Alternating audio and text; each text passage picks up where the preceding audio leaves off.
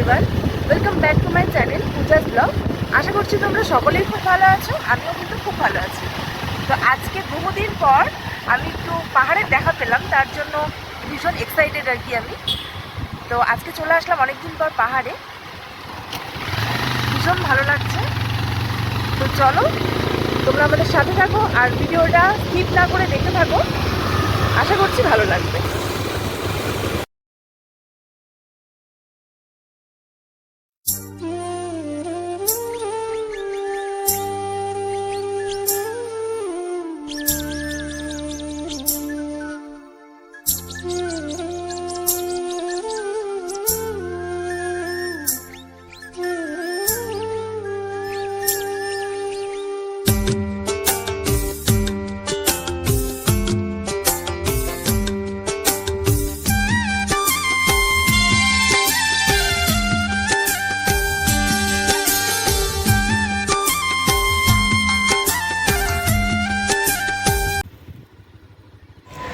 আজকে দেখো অনেক দিন পর পাহাড়ে এসে আমার মনটা কিন্তু ভীষণ ফুরফুরে হয়ে গেছে।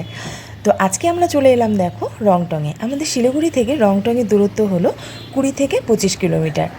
তো অনেক দিন পর পাহাড়ে আসা, দেখো সুন্দর ঝলমলে রোদ, কি ভালো লাগছে না ওয়েদারটা সত্যি। তো তোমরা আমাদের সাথে থাকো, আশা করছি তোমাদের ভিডিওটা ভালো লাগবে।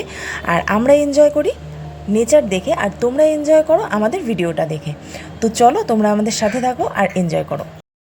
শিলিগুড়ির ওয়েদার দেখো এত গরম, আর এখানে আসা মাত্রই এত রোদ, কিন্তু তার মধ্যেও এত সুন্দর একটা হাওয়া বইছে, দেখো খুব সুন্দর লাগছে। সবাই এখানে দেখো দাঁড়িয়ে পুরো ওয়েদারটার মজা নিচ্ছে। আর পেছনে দেখো ওই যে দূরে আমাদের পুরো শিলিগুড়ি শহরটা কিন্তু দেখা যাচ্ছে, দারুণ লাগছে। তো দেখো আমরা চলে আসলাম আজকে রংটংয়ে, কি ভালো লাগছে দেখো পেছনটা। তো আজকে আমাদের কোনো আসার কথা ছিল না, আমার লুক দেখে অবশ্যই তোমরা বুঝতে পারছো, কারণ কিছু সাজগোজ করিনি।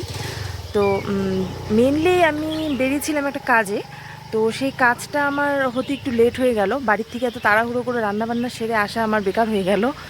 তো কাজটা আমার একটু লেট হবে, বললো তোমরা একটু পরে আসো, যার জন্য হাজব্যান্ড বললো চলো তাহলে চলো কোথাও থেকে আমরা একটু ঘুরে আসি।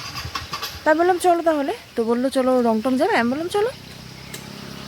তারপর এই তো আসলাম একটু, এখানে প্রচণ্ড হাওয়া হচ্ছে, ওই যে হাজব্যান্ড ওদিকে বসে আছে, অনেক লোক আছে দেখছি, সব আর কি শিলিগুড়ির গরমের থেকে বাঁচতে মনে হয় হাওয়া খেতে এসছে সব। তো বেশ ভালোই লাগছে, অনেকদিন পর আসলাম। আর পাহাড় তো আমার সবসময় ভালোই লাগে, আর ঘুরতে কেনা ভালোবাসা, তাই না বলো?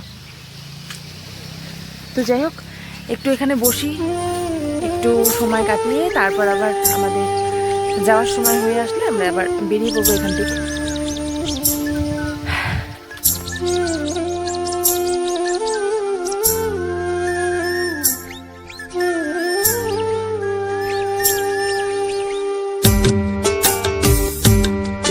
এই যে দেখো আজকে কত লোক এসছে, মানে এই জায়গাটা না এত সুন্দর হাওয়া লাগছে।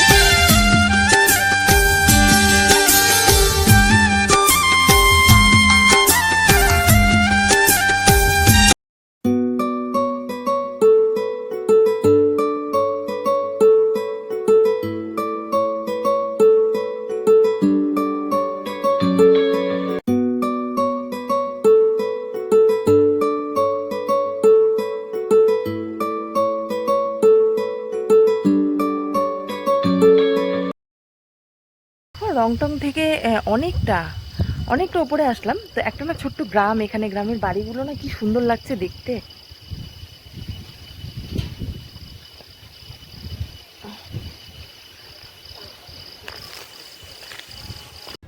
সত্যি প্রকৃতি যে এতটা সুন্দর হয় সেটা কিন্তু নিজে চোখে না দেখলে হয়তো কখনো জানতেই পারতাম না। আমরা রংটং থেকে উঁচুতে শিবখোলা, তার থেকেও আরেকটু উঁচুতে এসেছি। তো এখানে দেখো ছোট্ট একটা গ্রাম তোমরা দেখতে পাচ্ছ, গ্রামটা এত সুন্দর করে সাজানো গোছানো, খুব সুন্দর, সত্যি খুব সুন্দর। গ্রামটা যতটা সুন্দর, গ্রামের রাস্তাগুলো কিন্তু ততটাই ভয়ঙ্কর। তো দেখো গ্রামের রাস্তাটা না একদম পুরো সরু সরু চিকন, এবং কোথাও এতটা উঁচু তো কোথাও এতটা নিচু। হেঁটে হেঁটে যাচ্ছি, কারণ এতটা নিচু না, আমার না খুব ভয় লাগছিল, তার জন্য ওকে আমি বললাম তুমি গাড়ি নিয়ে একটু এগো, আর আমি হেঁটে হেঁটে যাচ্ছি। তো দেখো কি সুন্দর বাড়িগুলো। এখানে তোমরা একটা আওয়াজ শুনতে পাচ্ছ, এটা কিন্তু এখানকার একটা পোকার আওয়াজ। ইস, এত সুন্দর সুন্দর বাড়িগুলো দেখে মনে হয় যদি পাহাড়ে যদি আমাদের বাড়ি হতো কত ভালো হতো।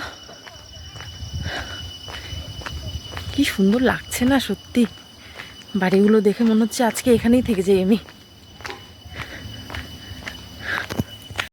ওই ভয়ানক রাস্তাটা থেকে কিন্তু আমরা দেখো বেরিয়ে পড়লাম। আর আমার হাজব্যান্ডের নাকি ওই রাস্তায় গাড়ি চালাতে নাকি ওর খুব মজা লাগছিল, কিন্তু আমার এতটা ভয় লাগছিল যে আমি ওকে খালি বলছিলাম তুমি দাঁড়াও, আমি একটু নামি, তারপর আমি আবার বাইকে উঠবো। আমি তো এই করে করেই এতক্ষণ আসলাম। তো দেখো আমরা এখানে একটা ছোট্ট দোকানে চলে আসলাম। তো এখানে আমরা একটু টাইপু খাবো, ছোট ছোট টাইপ। তো আমি কখনো খাইনি ছোট ছোট টাইপু, তো আজকে ফার্স্ট খাবো।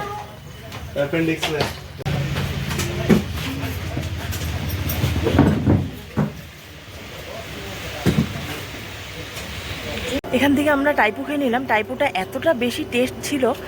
তো যাই হোক, খেয়ে দিয়ে আমরা এখন আবার রওনা হচ্ছি।